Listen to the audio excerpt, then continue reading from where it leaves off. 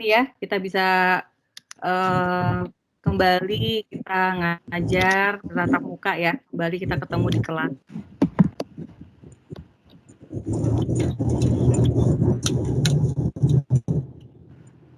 Materi di mana tadi? Malvin belum ini ya, Valentine. Udah saya panggil. Puji juga saya panggil dari tadi. Baik, bisa kita mulai sekarang? Bisa, Bu. Iya. Mungkin Pak Lu sudah, Pak siapa?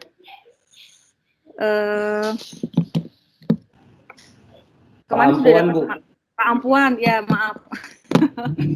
Pak Ampuan sudah memberikan materi asuransi, tapi nggak apa-apa, kita mungkin sekalian review lagi, kita ulang lagi materi dari saya. Ya, ini ada yang sambil nyetir ya Pak. Aduh, hati-hati. Pak, kok yang muncul malah Bapak lagi nih. Yang muncul Bapak lagi nyetir lagi. Ya udah dengerin aja deh Pak.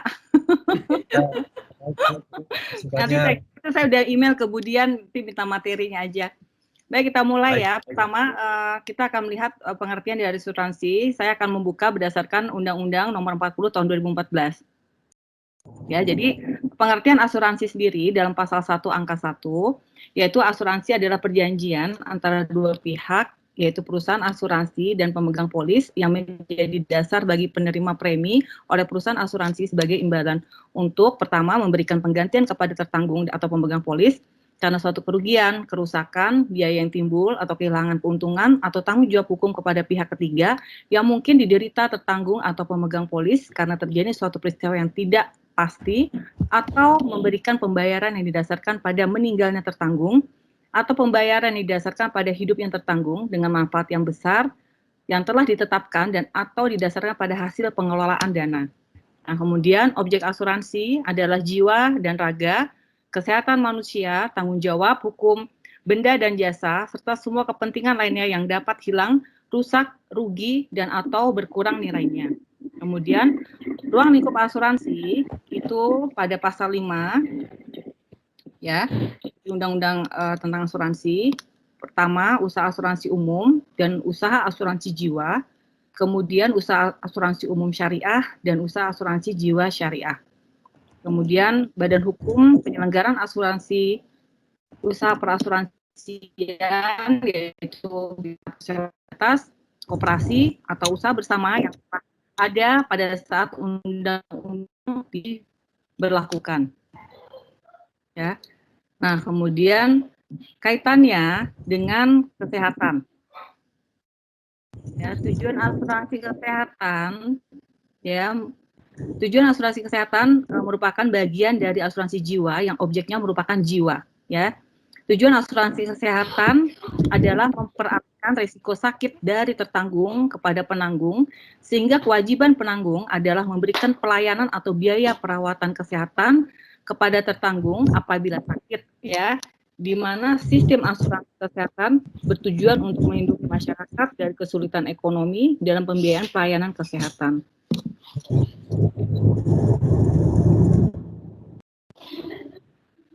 Oke. Nah, kemudian kita masuk pada materi, apa sih manfaat asuransi itu? Pertama, memberikan jaminan perlindungan dari risiko-risiko kerugian yang diderita satu pihak, kemudian meningkatkan efisiensi karena tidak perlu secara khusus mengadakan pengamanan dan pengawasan untuk memberikan perlindungan yang memakan banyak tenaga waktu. Biar hanya dengan biaya yang jumlah tertentu, perlu mengganti bayar sendiri kerugian yang jumlahnya itu dan tidak. Kemudian dasar kredit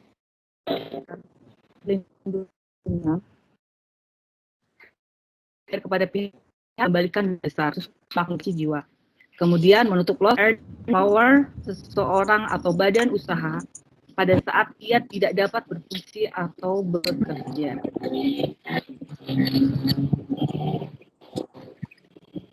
Nah, ini saya terangkan umum dulu ya tentang asuransi.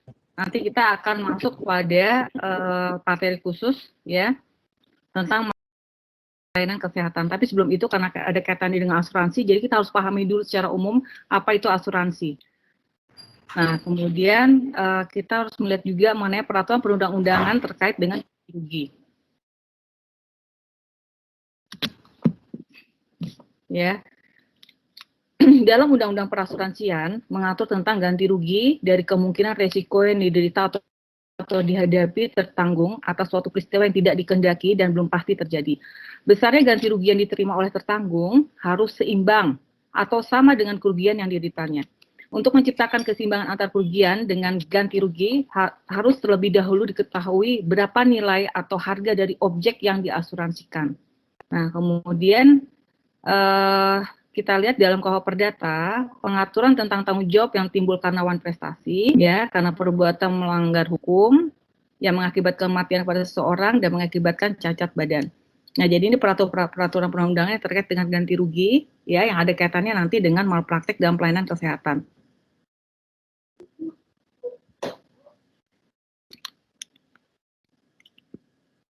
Nah, bisa kita lihat ada dalam asuransi itu, ya, pertama mengenai kaitannya dengan ganti rugi.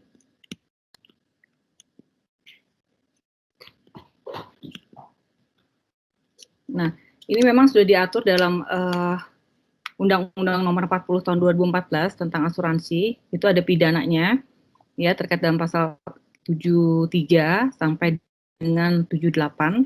Ini bisa dibaca, ya, tentang penggantian ganti rugi, ya, terhadap kegiatan di asuransi.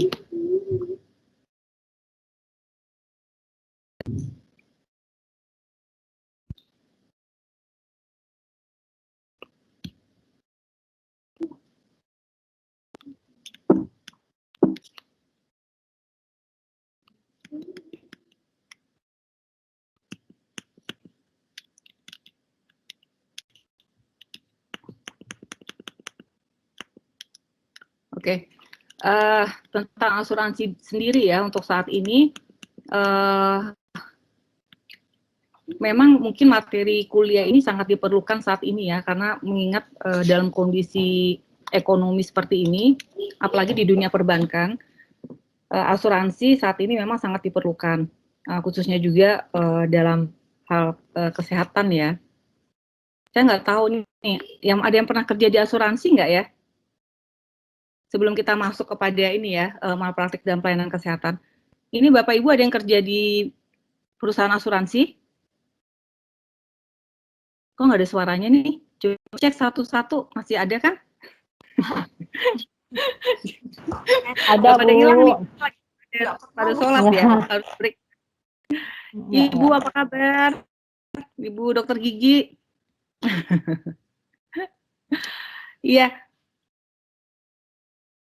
Tidak ada yang bekerja di asuransi ya? Nggak ada, Bu. Oh ya. Jadi saya nggak tahu nih, apakah pasien kena COVID saat ini kena cover untuk asuransi nggak ya, dapat pergantian gitu. Tapi kayaknya nggak ya. Karena ini pandemi. Ditanggung Kemenkes. Gimana? Ditanggung Kemenkes. Ditanggung negara. Betul. Oke, kalau nggak ada pertanyaan, kita lanjutkan pada hukum kesehatan. Jadi kita masuk dulu pada sesi hukum kesehatan ya.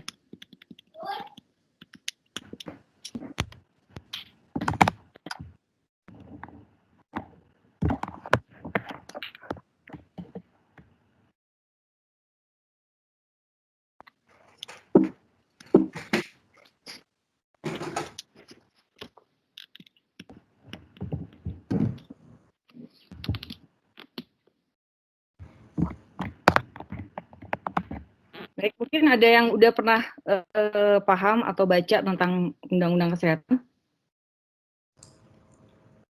Sekilas, Bu. Oh. Sebelumnya udah diberikan materi Undang-Undang Kesehatan? Sudah. dengan Pak Ampuan? Sudah. Pak Prof Dudu, hukum kesehatan. Oh, Dudu Suara. Iya. Prof Dudu ngaji. Iya. Oh. Okay. Apa? Tentang hukum kesehatan. Iya. Oh, baik. Oke, jadi saya review aja sedikit ya. Itu semester kemarin ya kalau nggak salah ya, Prof Dudu ya? Enggak, semester ini juga. Oh, semester ini. Iya. Oke. Berarti udah pada hafal dong. Langsung saya kasih tugas aja nih gimana.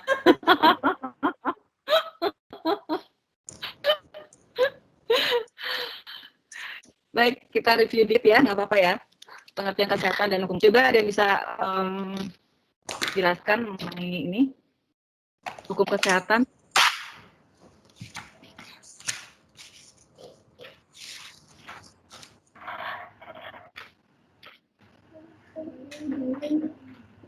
Oke, kita lihat ya, pengertian dari hukum kesehatan itu dari Undang-Undang Nomor 36 Tahun 2009 tentang kesehatan pasal 1 angka 1 menyebutkan kesehatan adalah keadaan sehat baik secara fisik, mental, spiritual maupun sosial yang memungkinkan setiap orang untuk hidup produktif secara sosial dan ekonomis. Kemudian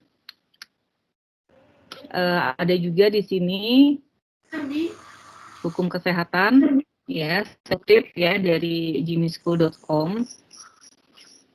Hukum kesehatan ada pada pokoknya mengatur tentang hak, kewajiban, fungsi, dan tanggung jawab para pihak terkait stakeholders dalam bidang kesehatan dan memberikan kepastian dan perlindungan hukum pada pemberi dan penerima jasa layanan kesehatan.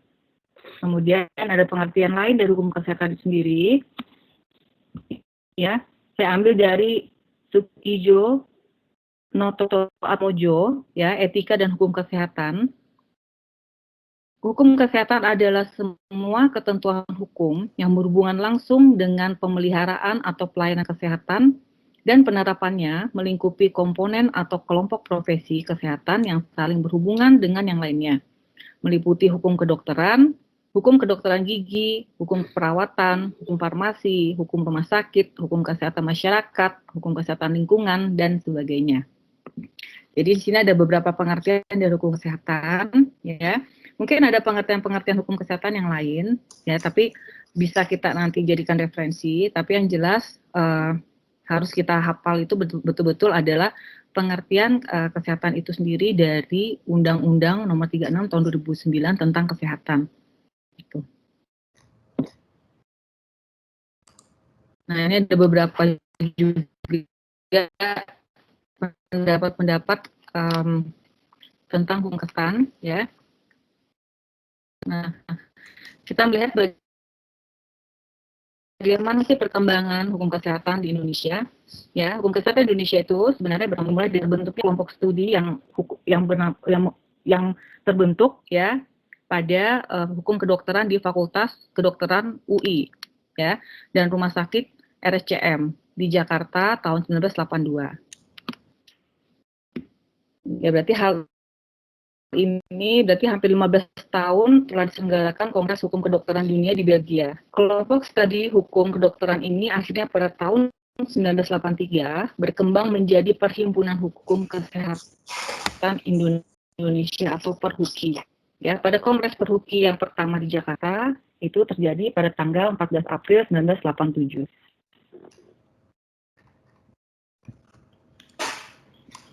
Hukum kesehatan itu sendiri dapat ditemukan dalam berbagai peraturan perundang-undangan yang mengatur tentang kesehatan manusia atau peraturan perundang-undangan lainnya yang memuat ketentuan mengenai kesehatan manusia. Dan tentang mengenai hukum kesehatan dalam penafsiran serta penilaian terhadap faktanya bidang medis. Ya, jadi hukumnya merupakan bidang medis. Kesehatan merupakan cukup sulit untuk ditekuni karena harus terkait dengan dua disiplin ilmu sekaligus. Nah, kita lihat hukum kesehatan sendiri. Hukum kesehatan memiliki cakupan yang lebih luas dari hukum medis, yaitu meliputi pertama hukum medis itu sendiri, kemudian hukum keperawatan, kemudian hukum pencemaran lingkungan, kemudian berbagai macam peraturan lainnya yang terkait kesehatan manusia. Kemudian untuk medical law sendiri, hukum kesehatan itu melingkupi komponen atau kelompok profesi kesehatan yang saling berhubungan dengan yang lainnya. Ya, antara lain hukum kedokteran gigi, hukum perawatan, hukum farmasi, hukum rumah sakit, hukum kesehatan masyarakat, hukum kesehatan lingkungan, dan ya jadi memang ruang lingkup hukum kesehatan itu sendiri itu memang sangat luas gitu. Dan ini nanti akan berkaitan dengan malpraktik, ya malpraktik. Halo, Bapak Ibu. Iya, Bu. Iya, diperhatikan ya, hukum kesehatan ini nanti akan ada kaitannya dengan malpraktik dalam pelayanan kesehatan. Ya, jadi kita harus tahu ruang lingkupnya apa saja. Jadi sehingga kita nanti ketika mengaitkan suatu masalah, nanti akan saya kasih satu kasus ya. Kita akan bedah perkara satu kasus. Jadi sebenarnya untuk S2 sendiri ini kita harus banyak menganalisa sebenarnya. Saya hanya kasih beberapa materi untuk mereview. Ya, untuk mereview lagi dasar-dasarnya dulu, apa sih asuransi itu, terus apa sih tentang karena kaitannya dengan malpraktik kan berkaitan dengan hukum. Jadi apa sih sebenarnya hukum kesehatan itu? Karena kan asuransi ini malpraktik gitu. Berarti ada asuransi yang dilakukan, kemudian ada malpraktik di bidang kesehatan. Artinya di sini ada malpraktik, biasanya di situ ada malpraktik medik gitu. Nanti di situ akan kita lihat gitu, di mana sih malpraktiknya di sini kan begitu. Jadi bidang kesehatan itu apa saja ruang lingkupnya. Jadi Bapak Ibu ini harus tahu. Kemarin Prof. Dudu sudah memberikan mungkin ya materi ini untuk ruang lingkup kesehatan, tapi nggak apa-apa, saya review lagi.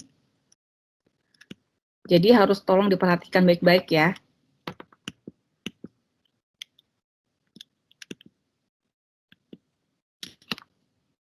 Oke, ada pertanyaan dulu dari situ? Belum, Bu. Belum. Baik. Setelah masuk tadi kepada ruang lingkup tentang, sekarang kita masuk jadi tentang pelayanan kesehatan. Ya, kita harus paham dulu arti itu.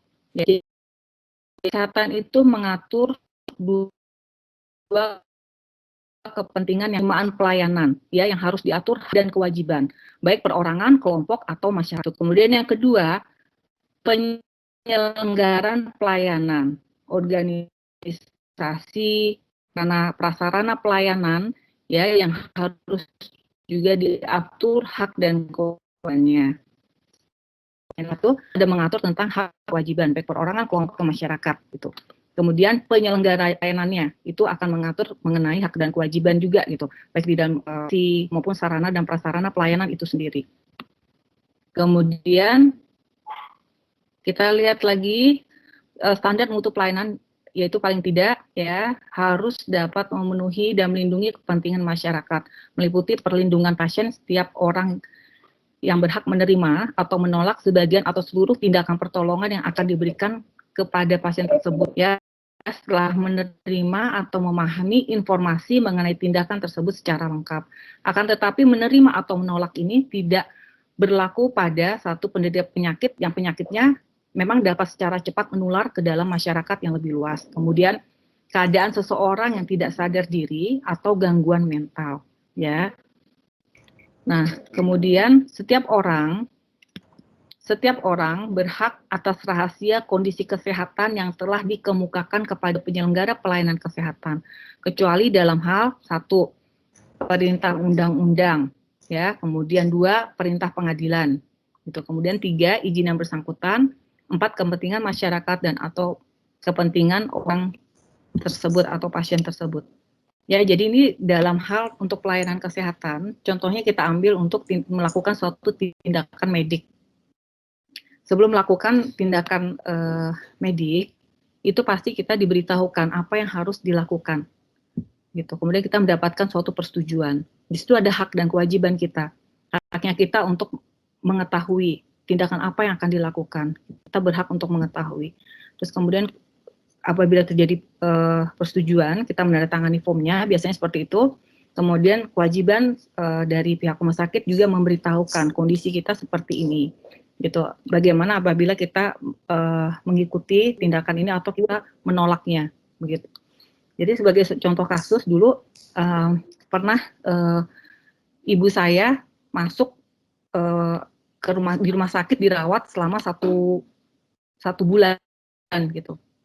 Memang ini tidak terkait dengan asuransi, tapi dengan pelayanan kesehatan. Saya hanya menggambarkan tentang hak dan kewajiban ya.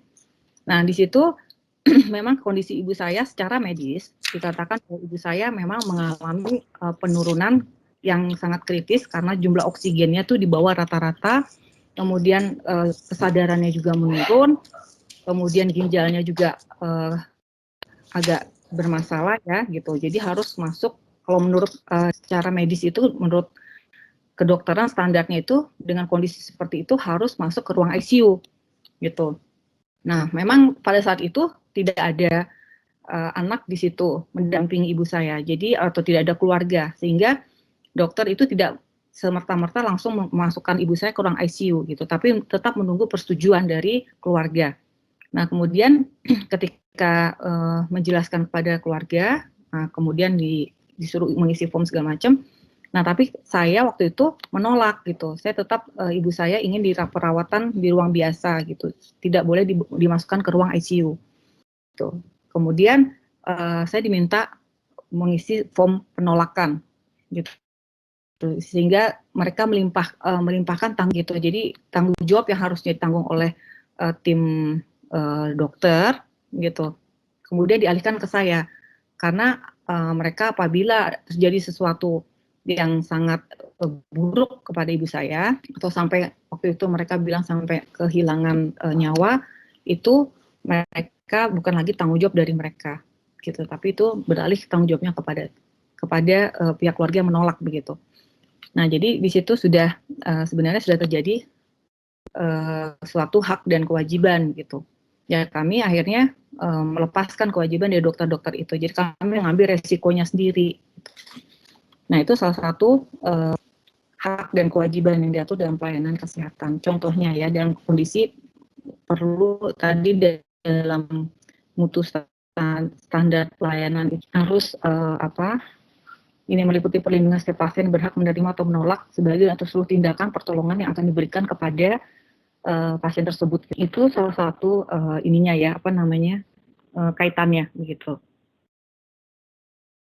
Nah, tapi di sini akan terjadi suatu malpraktik apabila ternyata tanpa persetujuan dari dilakukan terkecuali ya tadinya tidak dapat penolakan itu dapat berlaku pada satu penderita penyakit yang penyakitnya dapat secara cepat menular ke dalam masyarakat yang lebih luas. Nah, itu kita mau tidak mau harus lakukan tindakan. Keadaan seseorang yang tidak sadar diri, kemudian gangguan mental. Nah, ini kita tidak bisa menolak, ya, tapi harus segera dilakukan suatu tindakan. Berikutnya, setiap orang yang berhak atas rahasia kondisi kesehatannya yang telah dikemukakan kepada penyelenggara pelayanan kesehatan, kecuali dalam hal satu perintah undang-undang, perintah pengadilan, izin yang bersangkutan, kepentingan masyarakat atau kepentingan orang tersebut. Nah, jadi ini ada yang namanya rekam medis, ya. Setiap kita melakukan pengobatan itu dalam hal pelayanan kesehatan ada yang tercatat yang namanya rekam medis. Nah, rekam medis ini berdasarkan undang-undang itu merupakan suatu rahasia.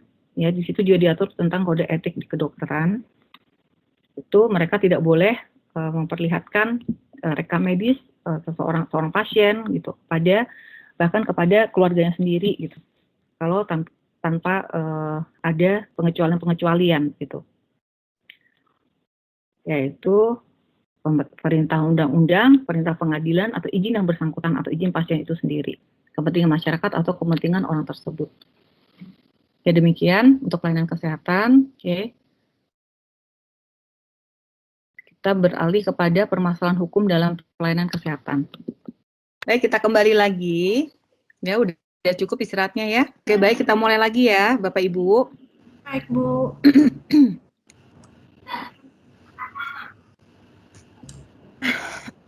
Oke, saya malam ini memang kita habis untuk materi dasarnya ya. Besok saya akan kasih full materi tentang malpraktek ya, gitu.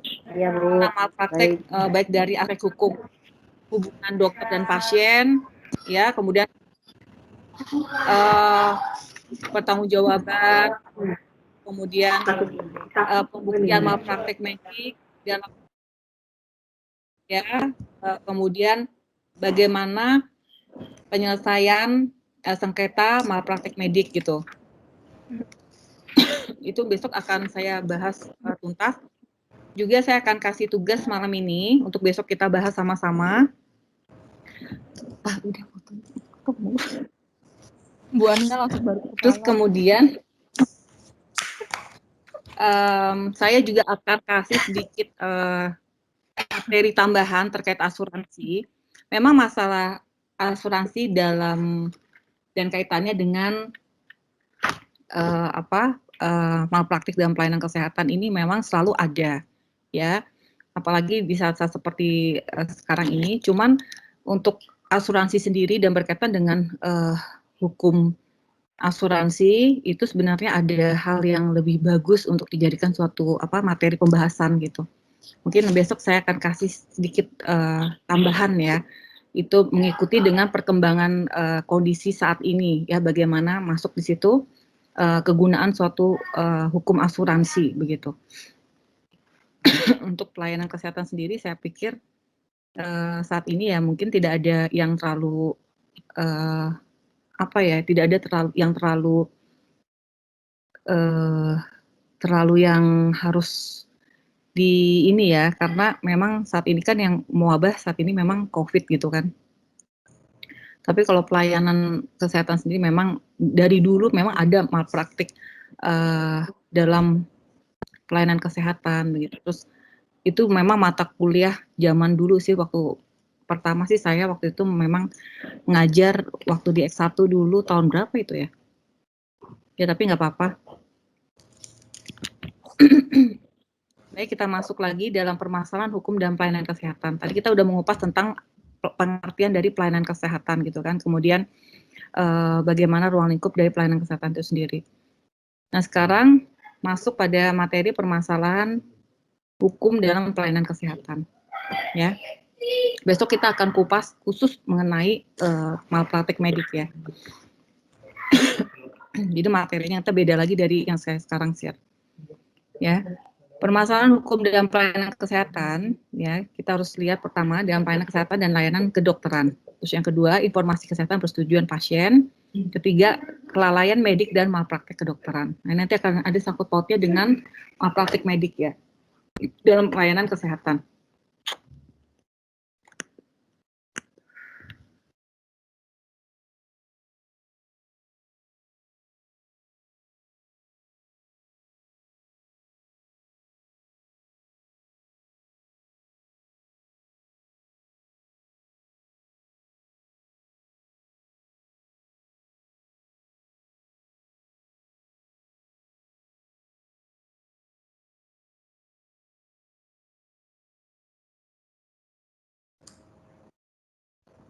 Halo, Oh, hilang ya?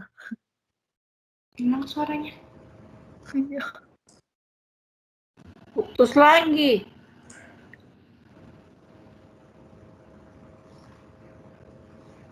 Tugasnya tak jadi ya, Bu? Bu Ana bilang lah ada banyak tugas. Aduh, itu tugas. Mbak lihat coba ya ditunjukin mukanya dulu. Apa sih, Bu? Wajah Bu lihat dulu. Udah Udah di mandi rumah belum? loh. Di rumah loh. Ulang lagi.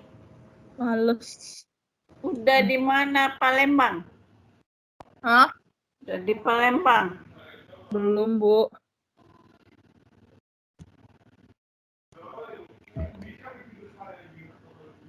Minggu depan kalau jadi. Nanti jangan sampai expired itunya. Iya, 2 minggu kan, Bu.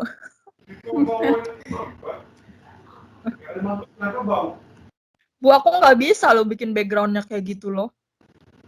Udah aku Itu kan cari-cari.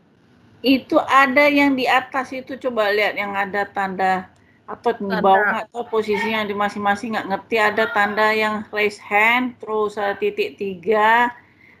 Tunggu. Titik 3-nya nggak ada, cuman ada raise hand, share, turn on live caption, stop recording, put me on hold, bla bla bla. Change layout. Gitu doang. Share, nggak ada loh. Nggak ada perintahnya ganti background. Aduh, gue kok gapit banget ya. Pakai ini ya, Mbak, pakai HP ya? Pakai laptop. HP tak bisa Nggak tuh. bisa HP. Gitu ya ampun, aku udah salah mati kemarin nyari-nyari. Kalau dari HP kiamat nunggunya, Bu. Lu aja yang kiamat. Iya lo, terus aku cari-cari kok nggak ada, udah ada titik 3-nya ini udah bolak-balik kan. Ah ini Bu Ana nggak bener nih ngasih taunya. Aja nggak bener ya. Orang pakai HP yang sampai besok sampai kiamat nggak dapat lah itu barang. Ibu nggak bilang kalau di HP nggak ada. Nggak tahu. Oh, tuh udah datang lagi.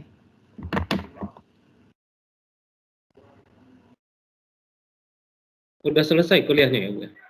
Belum, sampai jam 8. Jam 8 ada. Maaf ya, minta maaf sinyalnya hilang. Saya lagi di gunung ini, saya lagi di Bandung. Oh, Iya.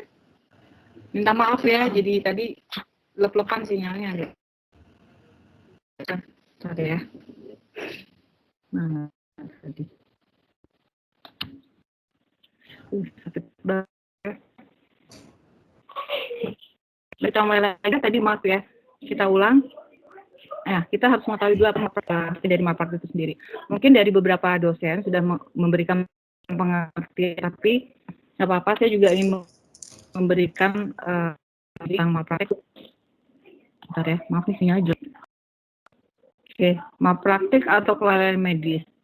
Ada berbagai faktor yang menjadi latar belakang munculnya gugatan malpraktik. putus ya. Praktek. Tapi korban. Hah? Bu. Ya. Bu, halo. Halo, putus-putus, Bu. Putus, Bu. Waduh. Bu. Ibu. Bisa lihat saya, Bapak Ibu? Bisa, Bu. Bisa. Pusing ya. Error langsung. Aku lagi sakit. Bentar ya. Ibu istirahat aja, Ibu kasih ada Nggak tugasnya. apa-apa. Harus Istirahat aja ini kalau mau sambung sedikit besok. aja. Saya mau terangkan sedikit. Saya itu agak gemes juga, soalnya kan ini terkait dengan malpraktik, ini penting juga sih malpraktik ini sebenarnya. Jadi saya soalnya berapa kali hampir korban dari malpraktik itu sendiri. Saya ngalamin loh dulu. Jadi sedikit sharing ya. Dulu saya tuh ada benjolan, maaf ya, di payudara. Nah, waktu itu memang sangat sakit sampai bengkak ya, tangan saya sakit, jari-jari saya sakit gitu. Tiba-tiba ketika saya periksa ke dokter, salah satu dokter di Bandung lah gitu. Kemudian saya diminta untuk biopsi. Nah, cuman saat itu saya tidak mau biopsi. Akhirnya waktu itu dilakukan mamograf ya. Gitu. Kemudian dilihat diameternya, ya agak besar gitu diameternya. Kemudian pas kembali ke dokter, itu salah satu rumah sakit swasta lah di Bandung. Saya didiagnosa, saya menderita kanker payudara gitu. Terus harus diangkat. Saya kaget tuh, wah, saya waktu itu benar-benar down banget kok saya dibilang cancer ya gitu. Tapi memang kondisinya bengkak pada saat itu, payudara saya itu agak sakit dan sampai tangan pun sakit gitu. Terus kemudian saya cari second opinion, saya periksa ke dokter lain di rumah sakit swasta yang lain. Saya periksa lagi, kemudian hasilnya sama diagnosanya. Saya dibilang kanker payudara juga gitu, perlu dioperasi, dilakukan pengangkatan. Ya akhirnya saya memutuskan waktu itu, ya udah kita ke Singapura aja deh, saya periksa di Singapura. Nah, di Singapura kemudian dilihat dengan hasil-hasilnya semua, dokter bilang kalau lihat dari diameternya memang besar, sebesar apa ya? Hampir sebesar bola pingpong gitu, tapi agak kecil sedikit. Ya, agak kecil sedikit gitu. Akhirnya dokter di Singapura waktu itu di Gleneagles minta saya untuk operasi saat itu juga gitu, tapi operasinya bukan operasi besar, hanya operasi mengambil benjolannya saja, jadi tidak semua payudaranya diambil gitu. Akhirnya saya setuju waktu itu operasinya lokal diambil. Dokter bilang ini bukan cancer karena kalau dilihat dari bentuknya sudah kelihatan. Kalau cancer itu dia bentuknya seperti durian, ada duri-durinya gitu. Nah, kalau bukan cancer, dia bentuknya bulat. Itu tumor biasa. Nah, kebetulan saya itu kan bentuknya bulat, benar-benar kayak bola pingpong gitu. Nah, terus dokter bilang, dokter Singapura bukan cancer, kita tahu dari bentuknya saja juga bukan, dia bilang gitu. Tapi untuk make sure kita lakukan biopsi terhadap benjolan yang tadi. Nah, itu butuh waktu sekitar 2 minggu. Ya udah, saya sih merasa tenang karena kan akhirnya tidak jadi diangkat kan payudara saya kan gitu kan. Nah, pas nunggu 2 minggu, saya pulang ke Indonesia. 2 minggu kemudian saya dapat email dari dokter di Gleneagles, dokter saya. Dia bilang dari hasil biopsinya bahwa itu hanya gumpalan air susu. Jadi gumpalan air susu yang memang mengeras gitu. Jadi memang warnanya putih seperti bola pingpong putih persis banget, cuman agak kecil. Jadi itu bukan cancer gitu. Itu hanya gumpalan air susu yang mengeras gitu. Jadi mungkin waktu dulu habis melahirkan mungkin ya ada tersisa lah gitu gumpalan. Saya juga kaget, saya baru tahu mengalami kasus seperti baru pertama. Nah, di sini kan seandainya saya mengikuti saran dari dokter mungkin di sini yang mungkin saya sudah kenalan payudara saya satu ya gitu. Jadi padahal waktu itu saya cari second opinion kedua dokter lagi gitu. Nah, akhirnya dengan sedikit saya sedikit lega lah gitu. Akhirnya ya saya terima kasih gitu kepada teman karena waktu itu yang menyarankan saya pergi ke coba second opinion-nya keluar gitu ke Singapura. Nah, jadi itu salah satu sharing ya buat kita gitu mengenai malpraktek ini. Tapi nggak tahu mungkin ada share yang lain. Tapi intinya sih memang mungkin ya kita juga kan punya kode etik kedokteran, punya undang-undang gitu untuk perlindungan pasien juga gitu. Ya kita nggak tahu ya, karena untuk menyatakan bahwa itu malpraktek tidak kan itu mereka harus disidang melalui di internal dulu ya gitu, menurut IGD gitu. Baru itu dinyatakan malpraktek atau bukan. Makanya untuk itu materinya sih cukup bagus gitu. Tapi nggak tahu untuk saat sekarang saya jarang sih mendengar apa memang masih ada ya kejadian malpraktek yang terjadi saat ini. Ada nggak pernah yang masih dengar yang ada malpraktek gitu? Ada kasus-kasus terbaru nggak yang pernah ada? Bapak Ibu? Iya, Bu. Bapak, gimana? Tadi saya udah cerita. Kira-kira Bapak Ibu ada pengalaman nggak nih? Atau ada keluarga atau teman atau yang pernah dapat klien gitu yang mengalami ini korban dari malpraktek dalam pelayanan kesehatan?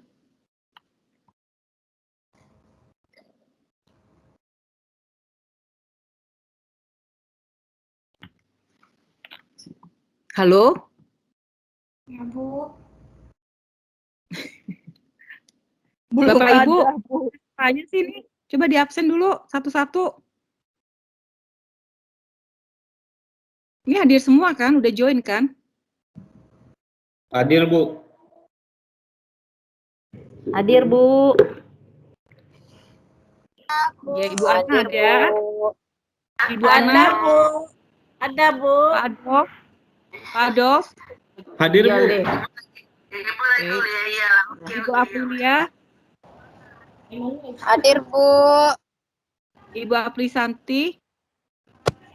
Abang belum ya dipanggil? Hadir, Bu. Bapak Simbolon.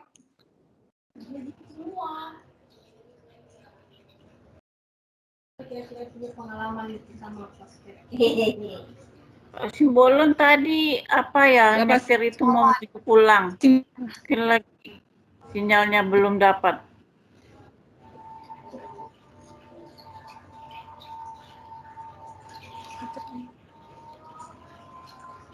Ya, biasa paling rajin tuh, Bu. Bapak Jus, Bapak Kak, Siapa?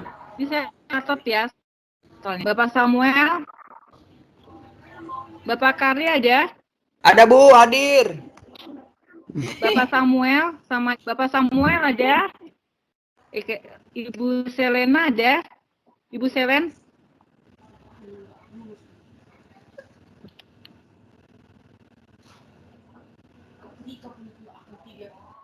Saya catat ya, udah ya absensinya. Saya Baik, udah kita teruskan. Kalau ada mau sharing silahkan ya. Kok saya belum diupdate? Sebut. Tadi udah saya sebut. Bu, putus-putus Ibu ya, Bu. Ya Allah. Ibu Helen ya? bukan. Heliana. Makanya wajahnya kan dilihatkan. Heliana ya? Udah di rumah. Iya, Bu, lihat kan, mukanya iya, dong. Nggak kangen apa?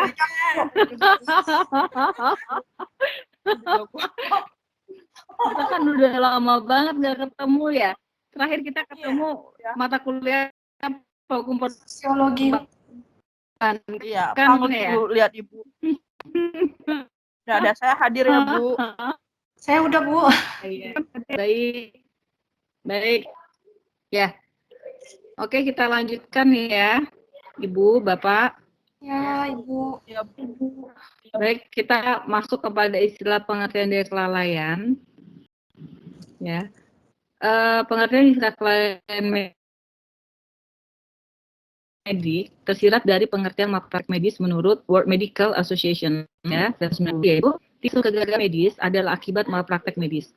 Suatu peristiwa buruk yang tidak dapat diduga sebelumnya yang terjadi saat dilakukan tindakan medis yang sesuai standar tetapi mengakibatkan cedera pada pasien tidak termasuk ke dalam pengertian malpraktik. Nah, kita lihat pengaturan atau dasar hukum dari suatu kelalaian. Jadi paham ya, dalam suatu malpraktek itu dalam pelayanan kesehatan, ya ada beberapa unsur yang harus kita perhatikan, yaitu adanya pelayanan kesehatan dan layanan kedokteran, kemudian informasi kesehatan dan persetujuan pasien, kemudian yang ketiga kelalaian medik dan malpraktek kedokteran. Jadi kita lihat dulu nih pengaturan kelalaian, harus ada unsur kelalaiannya. Ya, di dalam KUH Perdata pasal 1365. Setiap perbuatan melanggar hukum yang membawa kerugian kepada orang lain, mewajibkan orang yang karena salahnya menerbitkan kerugian itu mengganti kerugian tersebut.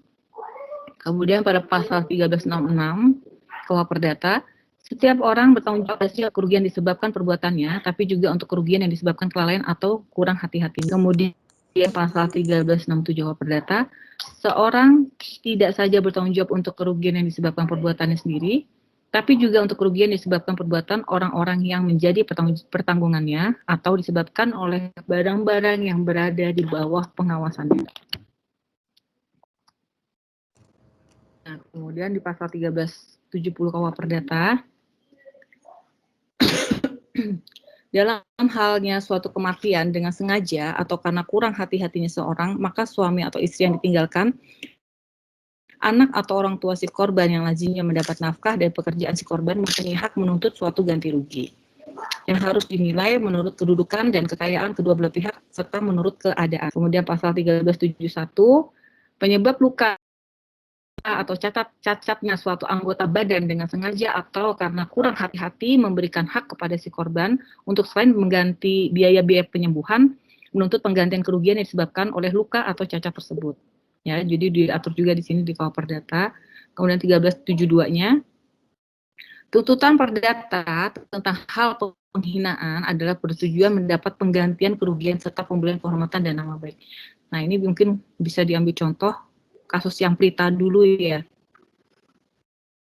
yang komplain atau mengeluh di media sosial terhadap suatu rumah sakit ya, kemudian dituntut ya oleh rumah sakit swasta tentang penghinaan kalau tidak salah ya, atau pencemaran nama baik. Nah, kemudian berikutnya diatur dalam pasal 359 KUH pidana, yaitu barang siapa dengan kesalahannya atau kelalaiannya menyebabkan orang lain mati, diancam dengan pidana penjara paling lama 5 tahun atau pidana paling lama. Kemudian pasal 360 KUH pidana. Ayat 1-nya barang siapa karena kesalahannya atau kelalaiannya menyebabkan orang lain mendapatkan luka-luka diancam dengan pidana penjara paling lama 5 tahun atau pidana kurungan paling lama 1 tahun. Kemudian ayat 2-nya barang siapa karena kesalahannya atau kelalaiannya menyebabkan orang lain luka-luka sedemikian rupa sehingga timbul penyakit atau halangan menjalankan pekerjaan jabatan atau pencarian selama waktu tertentu, diancam dengan pidana penjara paling lama 9 bulan atau pidana kurungan paling lama 6 bulan atau pidana denda paling tinggi Rp4.500. Kemudian pasal 361 KUH pidana, jika kejahatan yang diterangkan dalam bab ini dilakukan dalam menjalani studi percayaan, maka pidana ditambah dengan 1/3 dan yang bersalah dapat dicabut haknya untuk menjalankan pencarian dalam mana dilakukan kejahatan dan hakim dapat memerintahkan supaya putusannya diumumkan. Nah, itu tadi dalam hukum ya pengaturannya dalam KUH Perdata dan KUH Pidana untuk masalah kelalaian.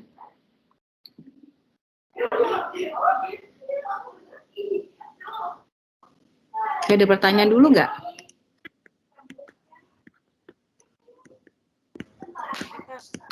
Kasus ibu yang mau praktek tadi, jadi ibunya nggak nuntut rumah sakitnya atau gimana, Bu? Salah diagnosa? Ya pada saat itu sih karena saya belum melakukan suatu tindakan medik ya. Jadi dalam arti saya belum melakukan persetujuan untuk dilakukannya suatu tindakan operasi. Ya, jadi saya kalau mungkin salah diagnosa mungkin bisa ya itu ya. Gitu. Tapi kalau pada saat itu saya nggak melakukan laporan gitu ya, tuntutan itu saya tidak melakukan itu karena saya waktu itu cukup sangat concern benar-benar untuk pemulihan, jadi saya cepet-cepet kan harus berangkat cari second opini ke Singapura waktu itu gitu ya, supaya saya waktu itu benar-benar fokus kepada kesehatan gitu. Jadi saya nggak sempat nuntut gitu untuk salah diagnosa itu, cuman ya ada sih keinginan dari kemarin tuh sebenarnya waktu setelah saya nggak diambil tindakan itu di sini setelah ada hasil biopsi rasanya ingin kembali lagi gitu. Ingin kembali lagi ke dokter tersebut gitu kan. Ingin saya liatin ini hasil diagnosanya begitu. Cuman ya sudah ya waktunya juga saya lihat, cuman saya nggak mau perpanjang, cuman ya jadi suatu pelajaran gitu, mungkin kita harus cari beberapa second opini ya. Dan ini terus terang pernah juga terjadi dengan bapak saya sendiri gitu, almarhum bapak saya. Jadi ini bapak saya tuh pernah di DSA. Nah ini untuk supaya kita hati-hati, saya menceritakan kasus ini karena dialami sendiri oleh saya dan keluarga saya. Bukan berarti saya menyatakan bahwa standar kita kurang bagus atau ini tidak, ada yang bagus juga gitu. Cuman pada saat itu ada beberapa hal mungkin ya yang dari faktor dari badan kita sendiri begitu. Jadi waktu itu papa saya dalam kondisi sehat, cuman ada sedikit penyempitan pembuluh darah di jantung. Periksa ke rumah sakit di Jakarta, kemudian sehat tuh, masih bisa apa gitu kan. Kemudian diminta untuk dilakukan DSA waktu itu. Nah mungkin ada beberapa faktor yang kurang diperhatikan. Karena kan tidak semua bisa di DSA begitu, karena faktor pembuluh darah. Jadi kalau pembuluh darahnya tipis, papa saya tuh tipis sekali. Jadi kita diam saja tuh, papa saya diam itu tiba-tiba nanti tangannya biru-biru gitu loh, ibu bapak. Tangannya biru-biru, ternyata pembuluh darahnya sering pecah sendiri. gitu tanpa terbentur. Jadi memang tiba-tiba kayak habis dipukul, merah, ungu gitu tangannya itu. Ternyata pembuluh darahnya pecah gitu. Karena dari dulu sering mengkonsumsi obat katanya, kata dokter sering mengkonsumsi obat pengencer darah. Karena bapak saya punya jantung, jadi harus rutin minum pengencer darah gitu. Itu menyebabkan katanya pembuluh darahnya mudah. Nah, mungkin pertimbangan itu yang tidak dilihat. Gitu. Akhirnya setelah dilakukan tindakan DSA, papa saya sehat banget gitu. Kemudian masuk ke dalam ruang pemulihan. Itu sekitar beberapa jam lah. Saya pikir oke, papa nggak mau pulang karena waktu itu sudah malam. Jadi papa minta nginep gitu. Akhirnya ya udah kita sepakat keluarga untuk papa nginep di rumah sakit itu semalam. Besok katanya udah boleh pulang. Akhirnya saya ngeliat kondisi papa saya oke, stabil dan ada suster. Akhirnya kita pulang semua gitu. Tiba-tiba saya jam 3 pagi ditelepon. Bapak saya nggak sadar katanya gitu. Dari ICU. Saya langsung balik ke rumah sakit, kaget. Kemudian saya masuk ke ruang ICU, ngeliat papa saya udah nggak sadar. Saya tanya nih apa, kenapa papa saya gitu. Katanya pembuluh darahnya pecah, banjir istilahnya begitu di kepala. Saya shock kan kok bisa gitu. Ya macam-macam lah kata pada saat itu papa saya di kateter jantung apa katanya ada yang naik ke otak, pecah ke pembuluh darahnya macam-macam lah. Cuman dari semua yang saya pelajari satu hal gitu. Saya tanya, ini ketika masukin ini jarum ini kemana ya untuk yang DSA ini kateter ini? Dia bilang ke pembuluh darah. Oke, terus bagaimana prosedurnya? Begini. Terus sampai 10 dokter yang turun ketemu dengan saya. Saya pengen tahu prosedurnya seperti apa. Mereka cek, ini udah di MRI kepalanya sebelum melakukan tindakan, prosedurnya udah sesuai ini. Terus saya bilang, bapak-bapak semua nih tahu nggak ya, kalau papa saya ini pembuluh darahnya sangat tipis dan mudah pecah gitu. Tidak tersentuh dengan jarum pun, dia bisa pecah sendiri gitu. Seperti itu apakah boleh dilakukan tindakan dengan memasukkan jarum ke dalam pembuluh darah begitu kan? Karena mereka ya nggak ada yang bisa jawab, cuman ya sudahlah, saya pikir kan ibu saya juga keluarga sepakat gitu, dia tidak usah meributkan gitu. Ya dari situ bapak saya kondisinya kan menurun, akhirnya entahlah dilakukan tindakan yang sebenarnya pada saat itu saya juga terkaget-kaget gitu, karena kan saya kakak-kakak semua ada di luar negeri, saya sendirian waktu itu di Jakarta. Jadi semua persetujuan seharusnya minta ke saya gitu. Tapi karena katanya urgent pada saat itu, bapak saya memang udah dipasang macam-macam selang di dalam badan. Akhirnya kondisinya menurun sampai akhirnya 2 minggu di ICU, bapak saya meninggal gitu. Nah itu seperti mimpi kan, jadi orang sehat datang ke rumah sakit sehat kan gitu. Nah itu salah satu pengalaman, mungkin saya nggak tahu apakah itu malpraktek atau bukan gitu, cuman ya masih sampai sekarang pun saya masih bukan menyesal ya, jadi masih saya kenapa sih harus datang ke rumah sakit pada saat itu kan gitu, padahal sebenarnya tidak perlu dilakukan tindakan itu gitu. Nah cuman ya untuk membuktikan bahwa itu malpraktek, kita kan memang harus membuat laporan dulu kan gitu, terus mereka akan bersidang ini sesuai prosedur apa tidak, tapi pada saat itu mereka bilangnya itu udah sesuai prosedur gitu. Cuman hanya dugaan saya aja. Nah papa saya punya pembuluh darah yang ada suatu pembuluh darah bisa dipaksakan untuk apalagi kateter kan sampai jalan-jalan kan itu jarumnya kan gitu. Dan itu kan ketika di DSA tuh seperti pipa, ya kan, pipa gitu atau selang tuh yang udah mampet, kemudian disemprot pakai air kan jadinya tiba-tiba gitu. Nah, perkiraan kita secara pengenalan logis kita orang awam kan pasti kalau nggak kuat karetnya dari selang itu kan bisa pecah kan gitu.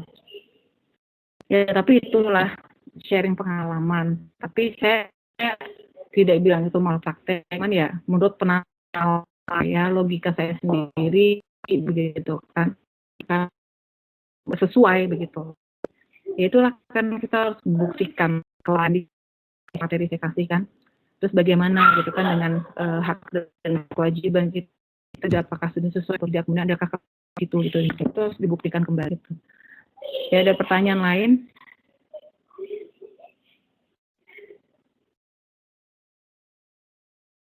Halo? Bapak Ibu, Belum ada, Bu. Bapak Iya, Ibu, Bu. Ya, Belum Bu. saya Orang cerita pada pada tidur atau bukan Bu, orang pada terkesima dengan cerita Ibu itu. atau ada yang mau sharing nggak? Kalau ini lagi pada ngapain ini kayak begini, saya tuh lebih senang kalau sebenarnya kita kelas itu bener-bener kembali ke kelas lah, face to face gitu kan, jadi bisa ngeliat nih Bu Ana lagi ngapain nih, dengerin nggak kan gitu. Kalau kayak kemarin ada yang nggak dengerin, saya teriakin kan, woi gitu kan. Pas bolon itu main handphone mulu kan gitu. Jadi ketahuan kan kalau ini di off-in nih kameranya semua kayaknya. Baik, yang tadi saya sampaikan, jadi kita menyatakan adanya malpraktik atau tidak, pertama harus ada pembuktian. Ya, pembuktian itu dari adanya kewajiban, adanya pelanggaran dari kewajiban itu sendiri. Ya, sebagaimana diatur di Undang-Undang ya nomor 29 tahun 2004 tentang praktek kedokteran. Ya, jadi sekali lagi ya, apabila kita ingin melaporkan suatu tindakan malpraktek itu sesuai dengan ketentuan kode etik mereka dan dari undang-undang praktek kedokteran ini, mereka biasanya harus sesuai dengan dilakukan ya dari kompetisi kebiasaan profesi mereka itu, mereka harus disidangkan ya secara internal gitu berdasarkan dari kode etik dan kompetensi gitu. Baru di situ akan hasilnya apakah itu benar-benar kalau ada tidak, baru itu masuk ke ranah berikutnya yaitu pidana atau perdata begitu. Jadi di dalam Undang-Undang Nomor 29 Tahun 2004 pasal 5 ya, kewajiban utama dokter memberikan pelayanan medis sesuai dengan standar profesi dan standar prosedur operasional kebutuhan medis. Kemudian stigmatisasi tersebut ya biasanya sebagai standar dari profesi. Kemudian berlaku diuraikan dalam suatu sumpah dokter, etik kedokteran, ya, kemudian dalam perilaku Ikatan Dokter Indonesia. Kemudian menilai ada atau tidaknya penyimpangan kewajiban dibandingkan yang dikerjakan tenaga medis, yaitu desennya, dengan yang seharusnya dilakukan atau desolen. Ya, desen di sini kita bisa lihat. Jadi dari suatu penyimpangan kewajiban itu, ya kita bisa membandingkan kerjakan tenaga medis dengan dilakukan apa tidak. Ya, kemudian yang telah dikerjakan tersebut diketahui dari rekam medis.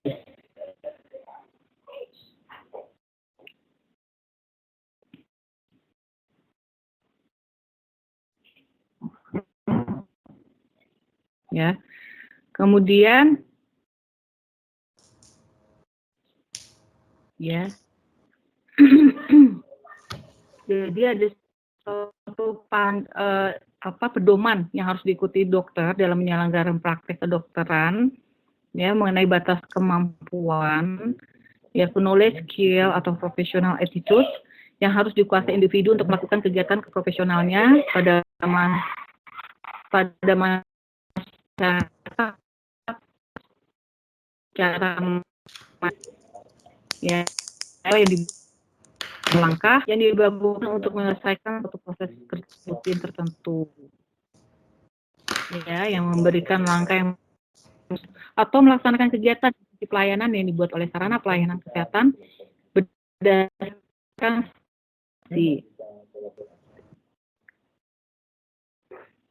di mana surat pelayanan yang tertulis itu harus cukup rinci di dalamnya gitu. Jika tidak, maka diminta peer group untuk memberikan keterangan harusnya dilakukan pada situasi dan kondisi yang identik. Oke, standar berkaitan dengan kualifikasi memberi pelayanan orang pada seperti apa, bagaimana terjadi. Dan secara umum Berbicara situasi normal, sehingga harus dikoreksi terlebih dahulu untuk terapkan pada situasi dan kondisi tertentu. Banyak hal harus diperhitungkan keadaan umum lain yang memberatkannya. Adakah situasi keadaan darurat tertentu, atau adakah keterbatasan sarana dan atau kompetisi institusi, keterbatasan waktu, dan lain-lain. Oke. Nah, ini berikutnya pembuktian adanya kerugian atau kausalitas. Ya, kerugian kaitannya dengan pelayanan jasa kedokteran, misal kerugian akibat tindakan tanpa persetujuan, ya, kerugian akibat penelantaran, kerugian akibat pembukaan rahasia kedokteran, kerugian akibat penggunaan alat kesehatan atau obat yang defek, dan kerugian akibat tindakannya peringatan pada pemberian jasa yang berbahaya. Ada peringatan ya. Dua, kerugian atau kerusakan dapat diklasifikasi. Pertama, kerugian imateri, ya, kemudian kerugian akibat kehilangan kesempatan, kemudian kerugian nyata yang meliputi biaya yang telah dikeluarkan hingga saat penggugatan, yang akan dikeluarkan sesudah saat penggugatan ditinjau dari kompensasinya, kemudian kerugian diklasifikasikan kepada keberadaan putih sakit atau penaan, kesenangan atau kenikmatan, kemudian psikatris. Kemudian kompensasi untuk pengeluaran tambahan untuk perawatan rumah sakit, biaya medis, kemudian untuk biaya perawatan lainnya, kemudian kompensasi untuk kerugian lain yang forcible, yaitu kerugian akibat kehilangan kesempatan atau kehilangan penghasilan dan kehilangan kapasitas mencari nafkah. Jadi undang-undang hanya memberi rambu-rambu sebagaimana diuraikan dalam pasal 1370 dan pasal 13 Pokok Perdata, ya, yang tadi sudah saya sebutkan sebelumnya, ya. Jadi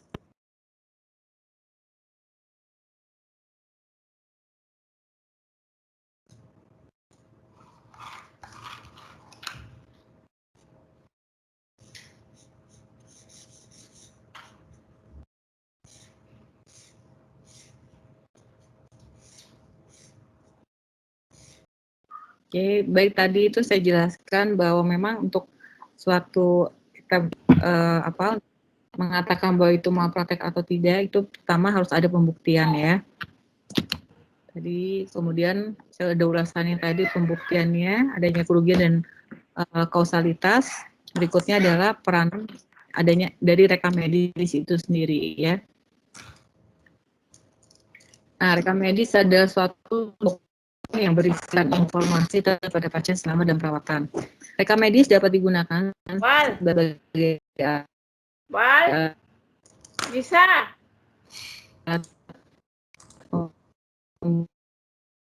bukti banyak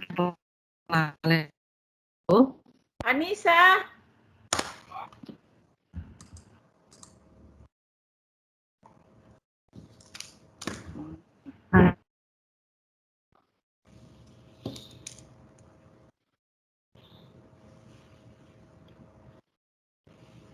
Saya, Ibu. Aduh. Putus-putus, Bu, suaranya, Bu. Ya, udah oke? Sudah ada Bu. suaranya? Udah, Bu. Baik. Sudah, Ya. Bu. Tadi ada panggil Anissa, saya pikir manggil saya. Nama saya berubah jadi Anissa. Ada Manggil anak saya, Bu. Anissa, saya ibu. Ini speakernya. Lupa di mute ya, Bu. Iya. Baik, kan ya. Oke, salah satu untuk pembuktian dari suatu adanya malpraktek atau tidak, kita bisa lihat dari rekam medis, ya. Apakah rekam medis itu? Rekam medis adalah suatu dokumen yang berisikan informasi tentang apa yang telah terjadi pada pasien selama dalam perawatan. Ya, rekam medis dapat digunakan sebagai alat pembuktian adanya kelalaian medis. Namun juga dapat digunakan untuk pembuktian seluruh proses penanganan dan tindakan medis yang dilakukan dokter dan tenaga kesehatan lainnya sesuai dengan standar profesi dan standar prosedur operasional atau berarti adanya suatu kelalaian medis apa tidak terjadinya suatu kelalaian medis, ya. Rekam medis yang baik tentu saja harus akurat, benar, dan tepat waktu, sehingga dapat digunakan sebagai bukti di depan hukum. Rekam medis juga dapat memperlihatkan apa yang telah dilakukan para pemberi layanan kesehatan, ya, masuk dalam dasein, yang dapat dibandingkan dengan apa yang seharusnya dilakukan sebagaimana tertera dalam standar profesi dan standar prosedur operasional. Ini dasholennya. Ya, di mana merupakan pembuktian ada atau tidaknya pelanggaran kewajiban dan atau ada atau tidaknya kerugian yang diakibatkannya. Ya.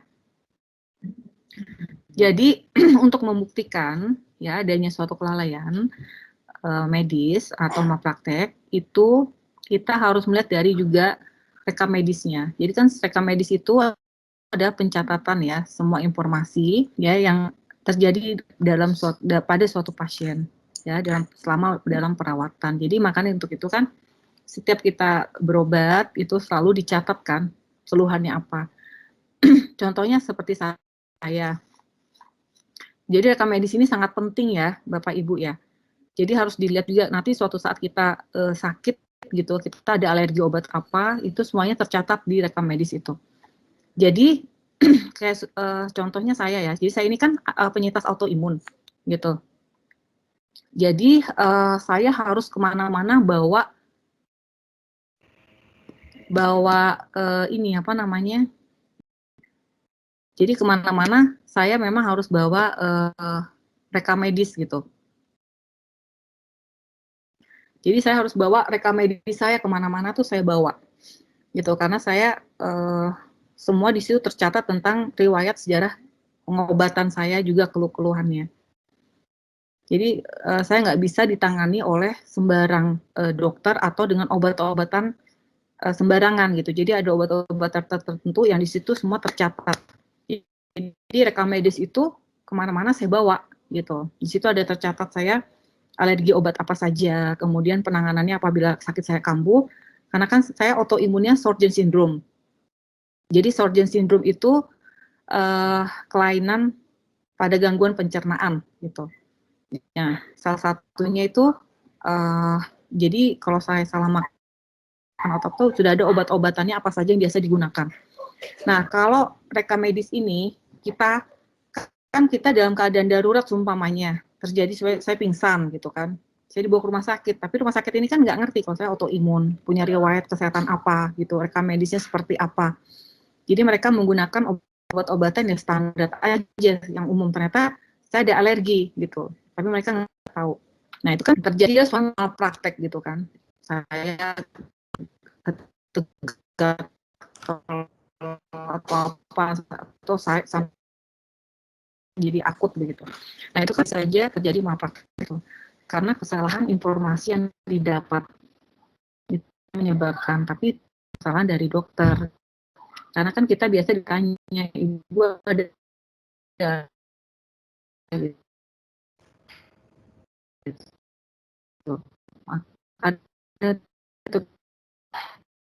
ini kemudian pengobatan seperti apa, halnya dengan kalau kita mendapatkan klien gitu.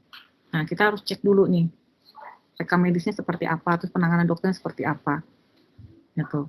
Nah, biasanya yang sering digunakan oleh hakim itu ya, sebagai kunci ketika di persidangan, ya, itu pertama kewajiban profesi dokter memberikan layanan dengan tingkat pengetahuan dan keterampilan yang normalnya diharapkan akan dimiliki oleh rata-rata dokter pada situasi kondisi yang sama. Kemudian kedua, tindakan dokter masih reasonable, ya, dan didukung oleh alasan penalaran yang ya. Kemudian ketiga, dokter harus memperoleh informed consent untuk tindakan diagnostik atau terapinya, dan dokter harus membuat rekam medis yang baik. Nah, itu harus dicatat.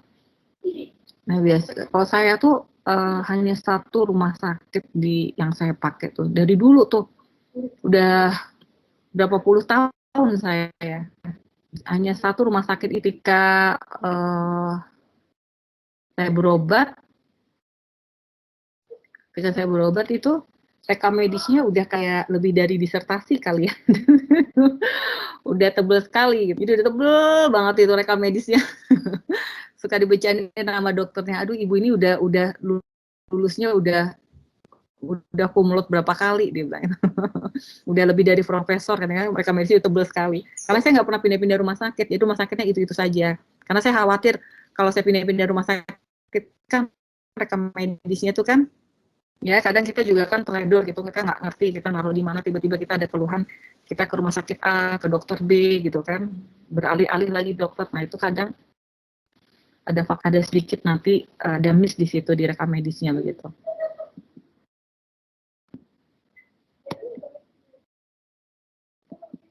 Oke. Ada yang pernah ngalamin nggak sih kayak malpraktek begitu, Bapak Ibu? Belum ya? Belum, Bu.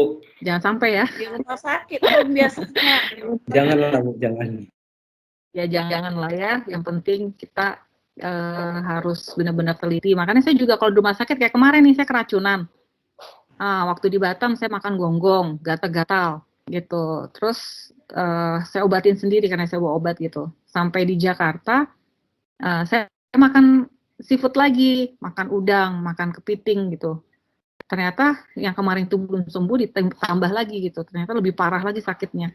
Akhirnya sampai bengkak badan saya, muka saya bengkak, muka udah rata lah pokoknya, mata bengkak sampai mata merah dalamnya.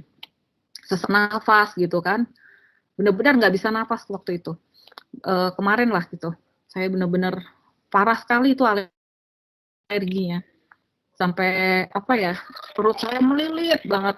Kayak diremes-remes. Itu baru pertama saya ngerasain alergi akut. Kemarin itu baru pertama kali itu. Saya ngerasain alergi itu. Sampai ini ini sariawan semua. Gitu. Nah, itu dokter udah mau main ini kan, saya diinfus. Tapi dokter, udah Bu, harus Ibu dikasih steroid buat menurunkan gatal-gatalnya ini itu. Ibu dikasih ini nggak mau. Saya punya hak untuk menolak gitu sebagai pasien, karena saya tahu kondisi badan saya, karena saya penyintas autoimun, saya menggunakan obat-obat tertentu. Padahal itu rumah sakit yang sama gitu, dari dulu puluhan tahun saya di situ rumah sakit itu. Saya bilang lagi, dokter, walaupun saya di UGD, tolong dokter buka dulu deh rekam medis saya gitu kan. Saya situ ada beberapa kali alergi dan dikasih obat apa saja. Karena saya seumur hidup saya belum pernah dikasih steroid. Karena kalau dikasih steroid itu biasanya memang kalau dosis kecil, tapi nanti lama-lama kita akan terus continue ketergantungan pada steroid itu gitu. Nah lama-lama dosisnya semakin banyak, itu penyintas autoimun biasanya menyebabkan badannya tuh moon face itu yang mukanya bulat besar, badannya bengkak kayak balon yang mau ditojos gitu. Nah makanya nggak boleh sembarangan. Jadi akhirnya kita punya ini harus tahu gitu kondisi badan kita. Jadi kita ketika mau dikasih obat kita harus tanya dulu, kita punya hak. Dokter itu saya dikasih apa, obat apa, fungsinya apa, kegunaannya apa, kan gitu. Terus efeknya apa? Kan ada setiap obat itu ada efek kalau kita nanti nggak kuat gitu loh. Kita harus dapat informasi itu. Nah, waktu itu memang saya tolak semuanya. Saya bilang nggak, saya ambil resiko sendiri. Saya cukup diinfus, terus dikasih obat alergi yang biasa saya minum, sama karena itu nggak bisa diminum, jadi disuntik di infusan. Cukup itu aja gitu. Sama Panadol untuk menghilangkan nyeri-nyerinya. Sama obat lambung. Setelah itu ya besoknya alhamdulillah lebih baik gitu. Akhirnya saya diperbolehkan pulang. Ya udah, saya kemudian coba terapi di rumah sendiri gitu. Walaupun belum pulih sekali, tapi jauh lebih baik dibanding kalau kita pasrah aja kemarin dikasih obat-obatan itu kan gitu, yang sebenarnya kita tahu efeknya nggak bagus buat kita gitu. Jadi itulah kegunaannya rekam medis, dan kegunaannya kita juga punya hak suatu pasien untuk bertanya kepada dokter itu obatnya apa, fungsinya apa, terus dampaknya apa. Itu kita juga harus tanya seperti itu. Jangan sampai nanti iya aja oke, tapi tidak ditanya dan dokter juga tidak memberitahu. Akhirnya setelah minum obat itu ada efek-efek tertentu.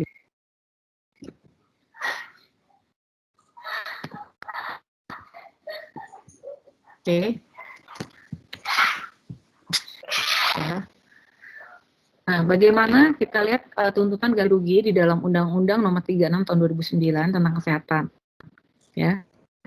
Dalam undang-undang ini mengatur tuntutan ganti rugi terhadap tenaga kesehatan yang menimbulkan kerugian terhadap seorang atau suatu yang timbul baik non fisik akibat kesalahan atau kelalaian dalam pelayanan kesehatan. Namun pengaturan tingkat kesalahan dokter bagaimana dasar pertimbangan dalam pembayaran ganti rugi seharusnya dilakukan secara eksplisit dalam undang-undang ini ya. Dan mengatur pelayanan kesehatan yang memuat syarat penentuan tingkat kesalahan dokter sebagai dasar untuk menentukan tanggung jawab ganti rugi berdasarkan asas proporsionalitas. Ya, jadi memang ada kelemahan dalam undang-undang ini. Ya, juga instrumen atau indikator yang dapat digunakan sebagai dasar untuk menentukan tingkat kesalahan dan kelanjutannya, menentukan ganti rugi berdasarkan tingkat kesalahan itu adalah standar profesi medis atau SPM. Dalam melakukan tindakan medis dan standar prosedur operasional atau SPO di lingkungan rumah sakit di mana dokter tersebut bekerja. Jadi setiap pelayanan medis itu atau pelayanan kesehatan itu ada yang namanya standar profesi medis atau SPM yang harus kita perhatikan ya. Itu dalam melakukan tindakan medis. Kemudian ada juga dari sisi rumah sakit ya, di mana dokter itu bekerja, yaitu standar prosedur operasional dari lingkungan rumah sakit itu. Jadi ada dua hal yang harus kita perhatikan ya. Pada saat melakukan tindakan medis, kita harus lihat SPM-nya, standar profesi medis tersebut. Kemudian juga kita lihat standar prosedur dari operasional dari rumah sakit itu sendiri, di mana tempat dokter itu bekerja.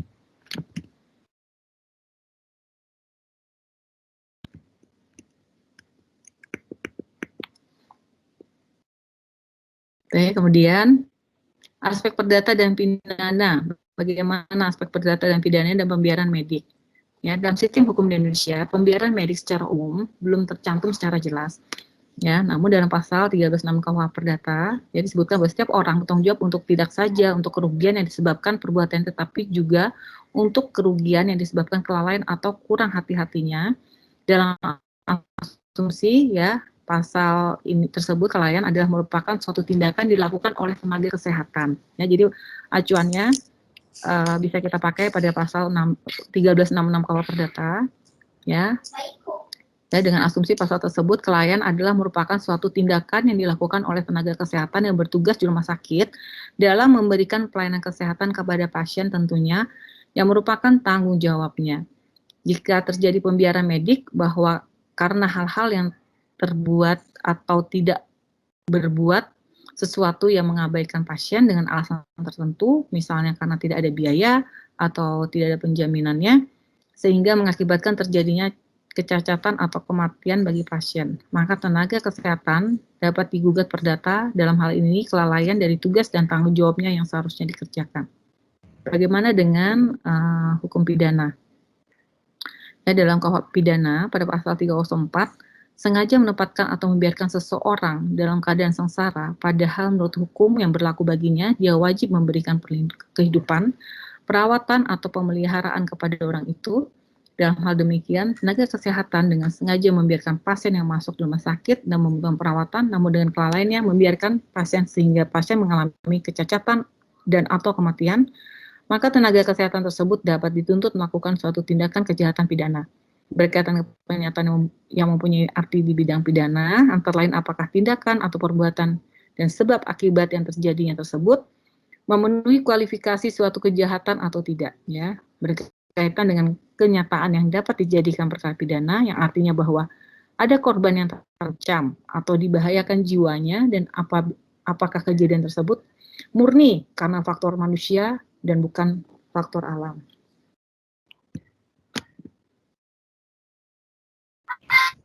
Ya, kemudian diatur juga di Undang-Undang Nomor 36 Tahun 2009 tentang Kesehatan, Pasal 190. Dan ketentuan pidana tidak secara jelas mengatur tentang tindak pidana kesehatan dan menyebut pimpinan fasilitas pelayanan kesehatan dan atau tenaga kesehatan melakukan praktik atau pekerjaan pada fasilitas pelayanan kesehatan yang dengan sengaja tidak memberikan pertolongan pertama terhadap pasien yang dalam keadaan gawat darurat, sebagaimana dimaksud dalam pasal 32 ya dan pasal 85, dipidana dengan pidana penjara paling lama 2 tahun dan denda paling banyak 200 juta rupiah.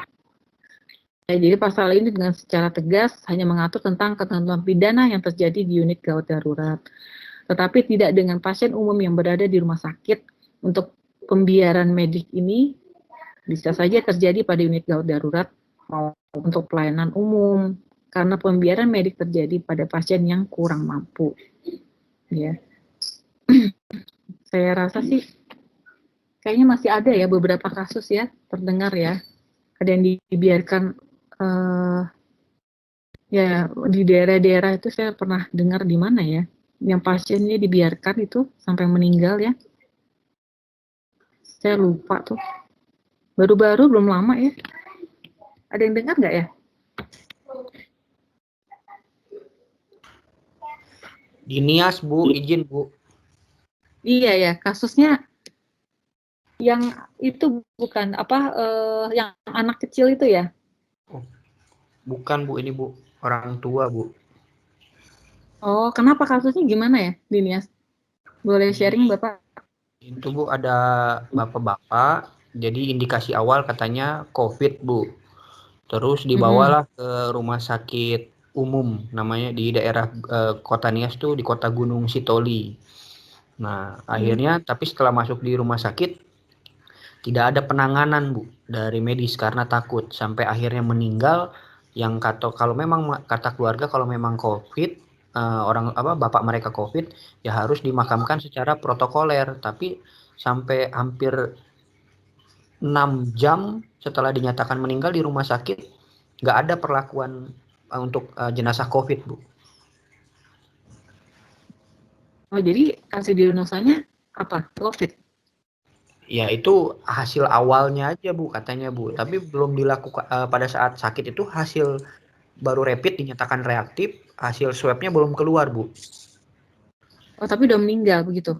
Akhirnya meninggal. Nah, dinyatakan Tidak diisolasi, tidak dilakukan tindakan medis, didiamkan aja tidak, gitu. didiamkan aja, Bu. Oh, gitu ya.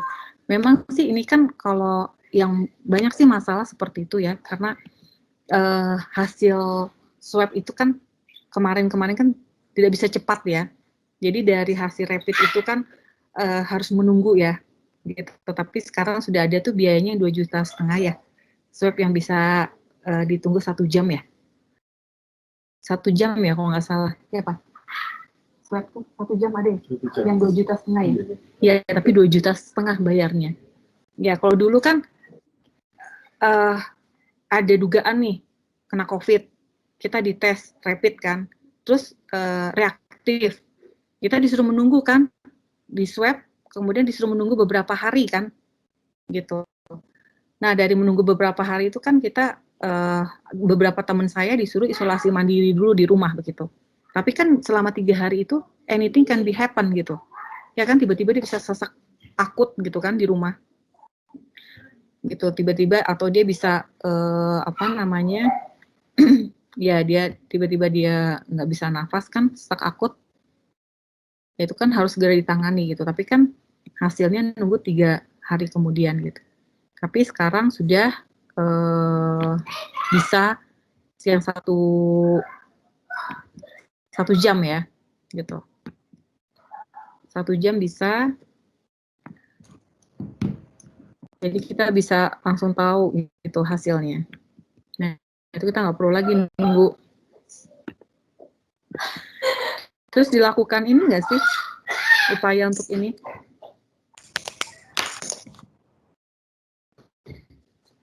Enggak ya? Upaya apa, Bu? Izin, Bu. Upaya hukum dari keluarga. Kurang Oh, monitor Bapak bukan lagi. lawyernya ya? Oh, Bukan, Bu. Saya baca juga, Bu. saya kira Bapak lawyernya. Baik.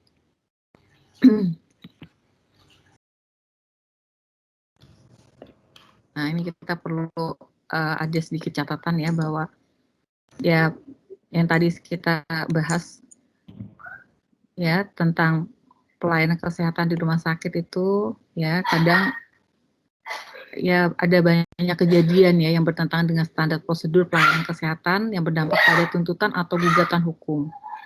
Ya, maka diwajibkan kepada tenaga kesehatan yang bekerja di fasilitas pelayanan kesehatan khususnya di rumah sakit dan menjalankan tugasnya harus sesuai dengan standar prosedur pelayanan kesehatan yang telah ditetapkan di rumah sakit. Tadi itu yang saya sampaikan bahwa memang dalam dalam melakukan suatu tindakan medis itu ya harus ada standar profesi medis ya untuk tindakan medisnya, tapi juga ada standar prosedur operasional itu ada yang dilakukan di lingkungan rumah sakit gitu, di mana dokter tersebut bekerja. Ini harus diperhatikan ini. Oke.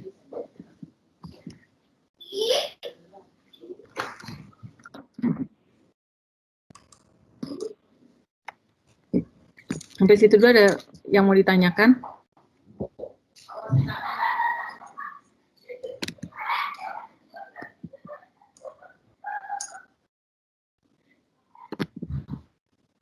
Ada yang mau ditanyakan Bapak Ibu? Atau ada mau yang disampaikan atau mau sharing? Kalau tidak ada, ini sudah jam 8, kita harus minum obat dulu. Saya kasih tugas buat Bapak Ibu, boleh? Boleh, Bu, boleh.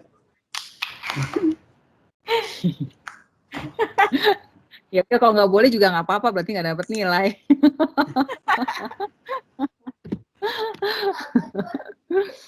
Oke, ini tugasnya.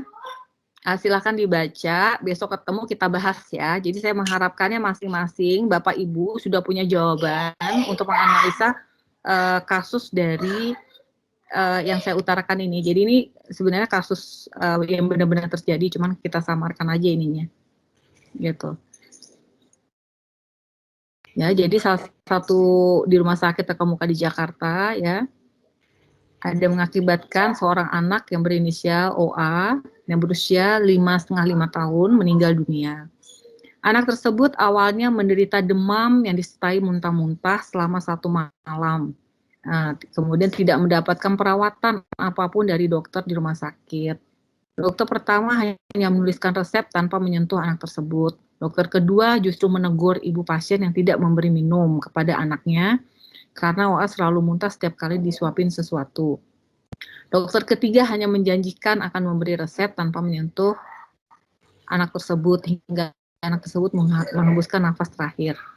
Ibu pasien selanjutnya menghadap direktur rumah sakit dan mengadukan kasus yang dialaminya. Sang direktur tersebut berjanji akan menindak tegas dokter-dokter tersebut. Namun pihak rumah sakit hanya memberi tawaran ganti rugi sebesar 10 juta rupiah.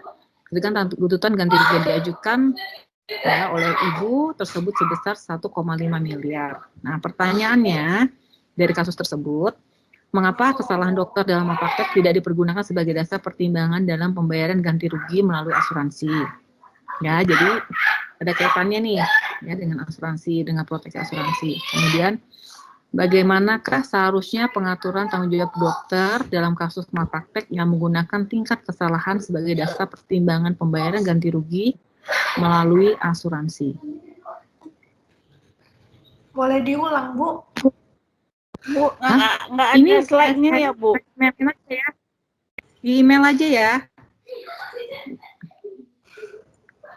Ini saya email Boleh, ya. Bu, boleh di email. Boleh, Bu.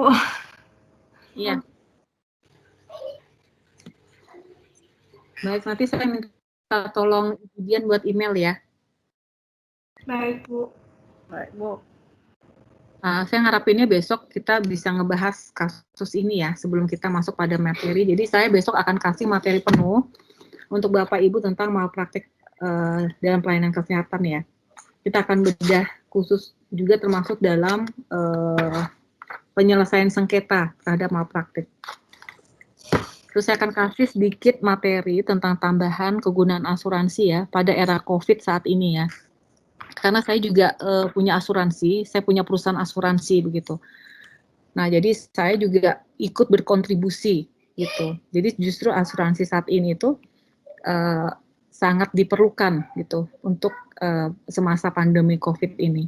Nah, nanti besok saya jelaskan, jadi bisa Bapak Ibu semua tuh bisa terupdate gitu sedikit dengan pengetahuan yang ada berkaitannya dengan asuransi ya. Bagaimana sih fungsi asuransi pada era pandemi COVID saat ini dan pada saat sebutnya krisis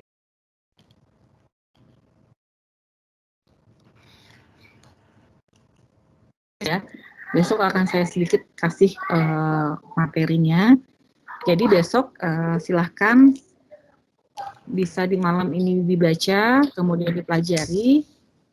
Besok kita bahas bersama kasus ini. Kemudian besok saya siapkan materi yang tadi saya sebutkan. Juga nanti saya akan memberikan tugas untuk UTS ya, besok ya. Jadi kasus yang ini kita bahas, bukan tugas UTS ya. Nanti untuk tugas UTS ada lagi ya. Gitu. Ya Bapak Ibu. Siap. Paham ya Bapak Ibu? Siap Bu. Oke. Ya, Bu. Jadi besok kita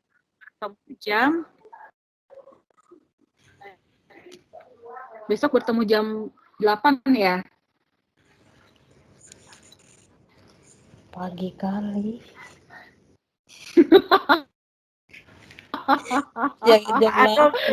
Aduh, belum bangun, Aduh, Bu. Budian.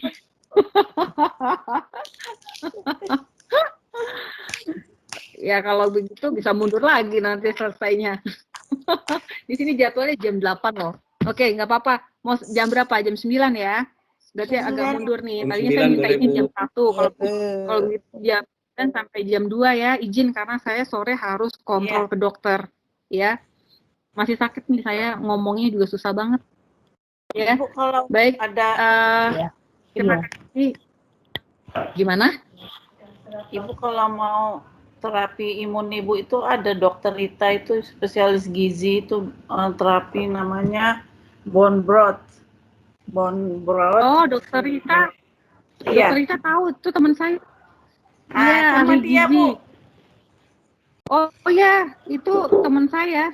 Jadi memang ya kita komunikasi baik. Ibu kenal ya? Oh iya, Ibu kan dokter ya. Iya, kemarin dia baru Ibu ngasih dokternya. webinar mengenai imun dengan bone Iya. itu bone broth. Iya, bone broth itu betul, itu kaldu sapi dan kaldu murni dari ayam. Iya, tulang ayam dan tulang sapi itu yang direbus secara khusus selama 12 jam. Fungsinya untuk ini, untuk menambal usus-usus. Jadi kalau usus-usus kita luka, itu dianjurkan minum itu setiap hari. Ya, itu ahli gizi kita, saya juga sama konsul.